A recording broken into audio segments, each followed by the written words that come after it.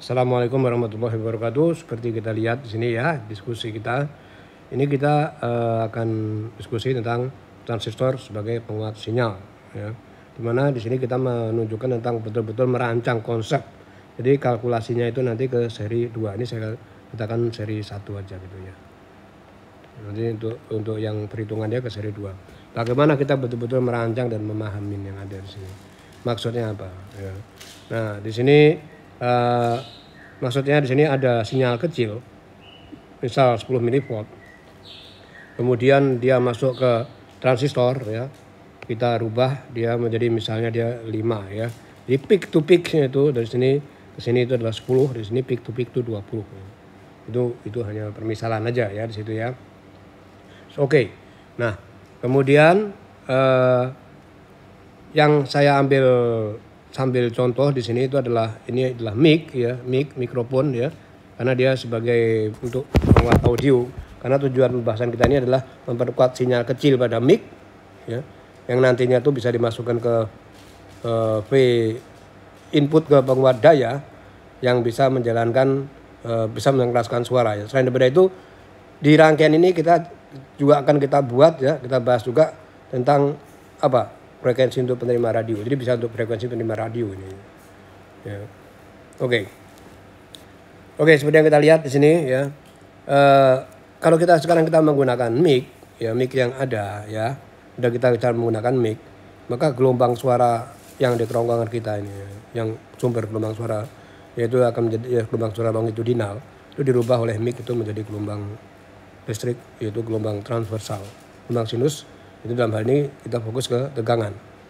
Nah, ini kenapa kok bisa ya? Kita tahu bahwa di mic ini itu terdiri daripada diafragma yang bila kita bergerak itu bisa, bila kita bicara bisa bergerak ke atas ke bawah gitu. Ya, yang tentu aja itu dilengkapi dengan magnet yang akan menyebabkan medan magnet ya, dan coil. Ya, jadi dia seperti apa? Seperti generator, jadi seperti arus AC gitu. Ya, seperti arus AC yang ada di sini. Ya, kemudian dengan transistor ya, itu kita rubah ya, Jadi misalnya tegangannya dia 10 mV, kita rubah menjadi pembesarannya menjadi besar sekali, jadi 5-5 sehingga amplitudenya akan besar. Oke, nah di sini sebetulnya tadi sudah saya jelasin dari sini ya. Kenapa kok kita tidak menggunakan ini aja? Ada pertanyaan bagus ya. Kenapa kita tidak menggunakan transformator? Ya. Kalau kita menggunakan transformator bisa ya. Dalam hal ini ya, jangan salah paham ya. Bukan nanti audio ya untuk hal yang awal di sini ya. Itu untuk ke mic di sini kita menggunakan transformator bisa. Tapi kita mesti ingat ya. Misalnya dia 10 mV. Ya, lilitannya itu kita tingkatkan menjadi 4 kali ya. Maka dia 40 mV betul besar ya. Kita mau 5 volt ya besar, tinggal tambahin lilitan bisa aja. 100 lilitan, 200 lilitan, 5.000 lilitan bisa. Tapi mesti ingat bahwa di sini kesalahan di sini harusnya 1 mA, maka sini menjadi 1/4 mA. Padahal kita tuh dalam memperkuat sinyal itu bukan hanya butuh memperbesar tegangan aja, tapi arus dan daya. Seperti kita teriak itu butuh power gitu. Nah, ini transformator tidak memperkuat daya. Makanya kita tidak bisa. Ya, di sini maka kita butuh apa? Butuh apa di sini? Transistor. Transistor dalam hal ini adalah transistor NPN. Nah, di transistor yang ada di sini pertama kali ya, ini misalnya ini mic ya, mic yang ada, kita tahu ya. Jadi di sini ini arus AC. Kita rubah menjadi arus AC, dan ingat di sini ada shift 180 derajat, ada pergeseran ya di sini. Kalau kita sebagai menggunakan ini pergeseran ya. Nanti kita tahu kenapa kita ada pergeseran. Pakai nalar itu bisa. Nah, tentu aja untuk memperbesar dia kecil banget ya di sini 10 mV. Misalnya kita kepingin dia 5 mV misalnya di sini. Nah, 5 volt misalnya. Hanya misal ya. Maka otomatis kita butuh asupan tambahan di sini. Kita butuh asupan tambahan tegangan ya, butuh resistor di sini. Ya, tentu aja asupan tegangan itu kita butuh daya, butuh daya, butuh penggerak penggeraknya itu adalah apa? Baterai. Nah, kita hubungkan dengan baterai DC yang mudah itu. Nah, lalu apa? Nah, di sini untuk agar IB-nya itu memenuhi syarat. Agar IB yang memenuhi syarat supaya dia bisa menutup, supaya arus bisa mengalir dari kolektor ke emitor. Itu maksudnya ya. Nah, tapi apa ya? Tapi di sini ingat bukan seperti yang kemarin-kemarin. Ini arusnya AC. Kita harus arus AC. Kalau di sini ada arus DC yang ada di sini, ini arus DC yang datang dari sini, ini arus DC yang datang dari sini, maka ini akan terjadi distorsi. Ya seperti tadi saya bilang terjadi distorsi. Distorsi akan membuat kalau kita hubungkan ke speaker itu gitu bunyi kayak begitu, terdistorsi gitu. Kenapa? Adanya medan magnet. Nah, sehingga kita perlu apa? Kapasitor. Nih, kita perlu kapasitor ya. Kapasitornya hobik ya, seberapa besar? Ya, kita misalnya kapasitor yang reaktansinya kecil aja. Kenapa? Karena supaya tidak merubah yang voltase kecil menjadi kecil, karena kita kan diserap kan dayanya di sini. 2πfC ya. Itu aja C-nya itu kita buat yang kita pilihkan yang sebesar mungkin. Ya, supaya X-nya itu sekecil mungkin. Begitu ya.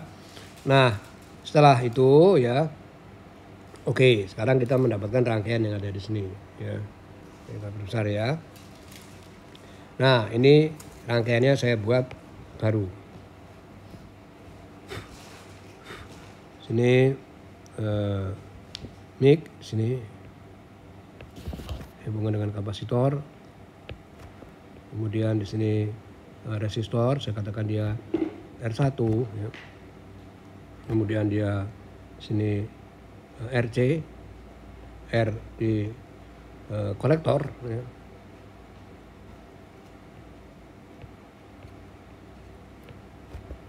Nah, di sini ini basis ya, di sini ya. Sini basis. Ada sedikit gambar yang kurang pas ini.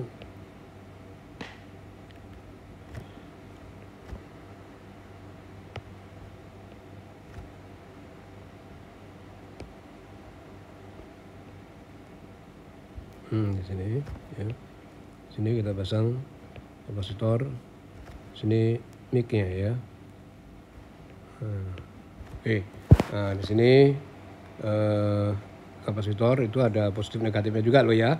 Tapi karena dia sebagai generator arus AC, jadi ada plus minus ini berubah terus.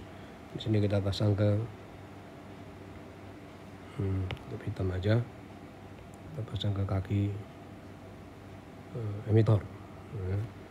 Nah, di sini untuk asupan tegangan yang ada di sini kita pakai sumber tegangan DC. Misalnya 10 volt gitu misalnya. Oke. Nah, di sini apakah di sini cukup ya? Ternyata enggak ya, tadi setelah ada kapasitor dia tidak berdengung lagi ya. Nah, sekarang apa yang akan terjadi? Yang akan terjadi kalau misalnya ini pakai begini, ini akan terdistorsi nih. Ini akan terdistorsi juga ya. Ya, akibatnya bandwidth-nya ini dia akan kecil dan frekuensinya akan terkacau ya. Kenapa? Dia memang mengalir dari sini ke sini memang ya. Tapi mesti ingat ya.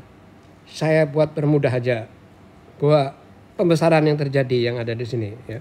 Itu A, V sama dengan min RC per RP. Suatu saatnya akan saya turunkan. Sekarang kita ke konsepnya RC per RE yang ada di sini. Ya. Makanya jangan heran kalau sini terjadi shift 180 derajat karena dia memang minus gitu ya. Jadi minusin. Nah, ini kalau kita perhatikan baik-baik di sini, ini terlalu besar. Kalau terlalu besar terjadi distorsi. Ya. Nah, akibatnya malah nggak bagus gitu.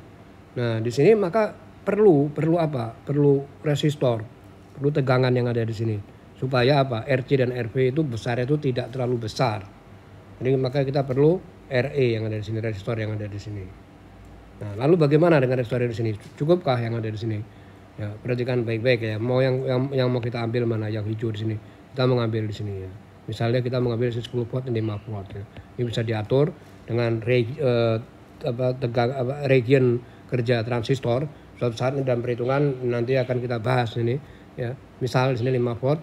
Kemudian di sini ini BE itu kita tahu bahwa BBE itu adalah 0,7, 0,5 mulai bergerak 0,7 volt, sedangkan di sini kecil sekali ya 0, jadi berapa tadi 10 milivolt itu 0,01 volt ya. Nah, di sini kita butuh tegangan tadi sudah. Nah, kemudian di sini ini terjadi distorsi ya, dengan adanya ini akan mendingan. Ini akan mendingan. Mendingannya apa? Dia tidak distorsi, tidak akan parah. Tapi ada sesuatu yang kurang. Apa? Ya, perhatikan yang kuning di sini. Ini dia mengalir tuh dari sini ke sini. Ini satu arah ini mengalir dari sini ke sini nih. Kalau misalnya dari resistor aliran yang ada di sini ya. Di transistor di sini dia bergerak tidak langsung ada di sini. Ini tegangan ini akan saling melawan. Akibatnya transistor ini panas. Yang satu ke sini, satu ke sini. Seperti kita sedotan, terus kemudian kita pencet tengahnya gitu, maka dia akan membalik gitu. Nah, jadi gimana Pak? Jangan terkonsentrasi di sini. Seperti yang lalu kita buat sebagai pembagi tegangan, yaitu di sini. Yang kita katakan sebagai R2. Itu. Nah, sudahkah cukup di sini? Nah, sekarang kita mesti tahu ya. Yang ada di sini ya, ini masih arus AC, maka kita juga perlu kapasitor. Nanti ada kapasitor yang ada di sini. Cukupkah ya? Di sini saya zoom di sini ya. Di sini untuk yang RE yang ada di sini ya. Resistor yang ada di sini ya. Ini dia akan membantu dan dia akan membantu batas masuk daripada IB ya. Jadi VB-nya itu nanti enggak 0,7 lagi. 2 volt atau 2,7 volt. Ini kita perhitungannya kita lihat. Kalau kita konsepnya ini udah tahu, nanti perhitungannya kita akan bisa. Sini ada saya buat